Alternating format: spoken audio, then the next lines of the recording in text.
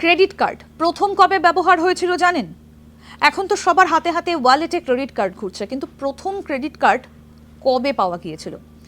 1920-র দশকে মার্কিন যুক্তরাষ্ট্রে প্রথম এই ক্রেডিট কার্ড উদ্ভূত হয়েছিল এবং এটা পৃথক সংস্থা যেমন তেল কোম্পানি বা বিভিন্ন হোটেল চেন তাদের যে আউটলেটগুলো রয়েছে সেখানে কেনাকাটা করার জন্য এই ক্রেডিট কার্ডগুলো সরবরাহ করা হয়েছিল। এটা 1920 থেকে 1950 সাল পর্যন্ত এভাবেই এই কার্ডের ব্যবহার হতো। তারপরে তার পরিবর্তন হয়।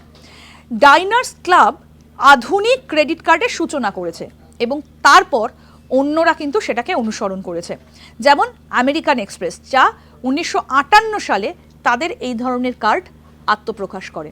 কিন্তু এই যে ক্রেডিট কার্ডের ধারণাটা, সেটা কিন্তু প্রথম এসেছিল 1920 সালে বিভিন্ন তেল কোম্পানি মার্কিন যুক্তরাষ্ট্রের এবং যে হোটেল চেইনগুলো রয়েছে তাদের যে আউটলেট আছে সেখানেই প্রথম ব্যবহার করা হতো ক্রেডিট কার্ড, এবং 1950 সাল পর্যন্ত ক্রেডিট কার্ড এভাবেই ব্যবহৃত হতো।